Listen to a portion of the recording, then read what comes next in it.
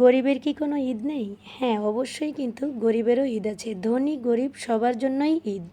কেউ কুরবানি দিতে পারুক আর না পারুক, সবার জন্য তো কুরবানি ওয়াজিব হয় না। তাই যার জন্য ওয়াজিব হয় শুধুমাত্র তারাই কুরবানি করে। আসসালামু আলাইকুম, তাহিরাস কুকিং অ্যান্ড ব্লগ থেকে সবাইকে ওয়েলকাম জানাচ্ছি। আমি তাহিরা। কেমন আছেন সবাই? আশা করি অনেক অনেক ভালো আছেন। আমি আলহামদুলিল্লাহ ভালো আছি। সকালবেলায় কাঁচা কলা দিয়ে জাটকা ইলিশ মাছের তরকারি রান্না করেছি। তারপরে বসেছি আমি লতি কাটতে। এখানে 1 কেজি লতি নিয়েছি, আর 1 কেজি লতি কাটতে গিয়ে আমার একেবারে নাজেহাল অবস্থা একা একা। আর অনেক চিকন চিকন লতি, এগুলো খেতে কিন্তু অনেক ভালো লাগে, কিন্তু অনেক সময় লাগে করতে। প্রায় 1.5 ঘন্টার মতো আমার সময় লেগেছে। তো এই যে এতগুলো বাছা শেষ। আর আজকে হচ্ছে আমি দেখাচ্ছি আমাদের গরিবের ঈদ। আসলে গরিবের ঈদ বলতে ধনী গরিব সবারই কিন্তু ঈদ আছে। কেউ কুরবানি দিতে পারুক আর না পারুক, কুরবানি কিন্তু সবার জন্য ওয়াজিব না। তো আমরা কি এবার কোরবানি দিচ্ছি নাকি দিচ্ছি না বলুন তো? আসলে কোরবানিটা হচ্ছে তাদের জন্যই ওয়াজিব যারা সারা বছর খেয়ে পরে আরও কিছু টাকা বাড়তি থাকে, তাদের জন্যই কিন্তু কোরবানি ওয়াজিব হয়। তো আমরা এখন বর্তমানে একটু সমস্যায় আছি। আমরা কিন্তু বরাবরই আগে সব সময় কোরবানি করতো আমার হাজব্যান্ড, কিন্তু এখন কোরবানি দিতে পারছি না, আমাদের একটু সমস্যা। তার জন্য কোরবানি দিচ্ছি না। তো কোরবানি দিচ্ছি না তাতে কী হয়েছে? মন খারাপের কিছুই না। যা আল্লাহ রিজিকে লিখেছে সেটাই তো খাবো, তাই না? তো বেশি করে একটু মুরগি কিনলাম। এই মুরগি দিয়েই কিন্তু আমাদের সন্তানেরা বা আমার বাচ্চারা এটাতেও অনেক খুশি। এটাও সুন্দর খুশি মনে খেয়ে নেবে, কোনো সমস্যা নেই তাদের। সেরকমভাবেই কিন্তু সন্তানদেরকে আমি মানুষ করেছি। আলহামদুলিল্লাহ, আল্লাহর কাছে লাখো কোটি শুক্রিয়া। তো এজন্য যেহেতু কুরবানি করব না, তো মুরগি একটু সস্তা, ব্রয়লার মুরগি, তাই বেশি করে একটু মুরগি কিনেই ফ্রিজে রাখছি। পরবর্তীতে হয়তো বা আবার দাম হয়ে যাবে, কিনতে পারবো না।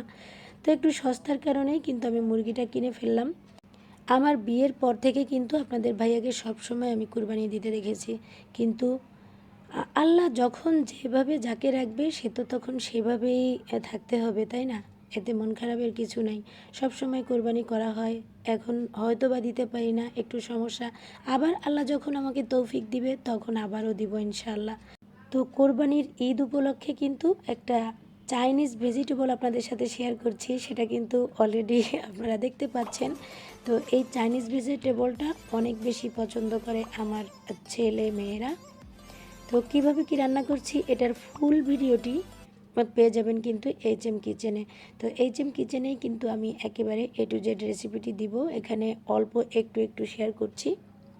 আর এটা খেতে কিন্তু অনেক দুর্দান্ত লাগে, পোলাওয়ের সাথে বা ফ্রাইড রাইসের সাথে অনেক বেশি ভালো লাগে। কুরবানি করব না তাতে কি হয়েছে? কোরবানি না করেও কিন্তু অনেক বেশি মাংস রান্নার দায়িত্ব পড়েছে আমার। আমার বাড়িওয়ালা ভাই এবং তাদের পরিবারের সবাই আমার রান্নাগুলো অনেক বেশি পছন্দ করে। তাই আগেও একবার আমাকে দিয়ে রান্না করিয়েছিল, এবারও আমার উপরেই রান্নার দায়িত্বটা পড়েছে। ইনশাল্লাহ চেষ্টা করব ভালো করে রান্নাটা করার, আর আপনারাও সবাই দোয়া করবেন যেন ভালো হয়। যদি কিছুটা হলেও ভিডিও করতে পারি তাহলে আপনাদের সাথে শেয়ার করা হবে, আর যদি ভিডিও না করতে পারি তাহলে আর শেয়ার করা হচ্ছে না। শুধু মুখেই বলতে পারবো যে কতটুকু কি রান্না করেছিলাম বা কেমন হয়েছিল, সবাই খেয়ে কি বলেছে, এই আর কি।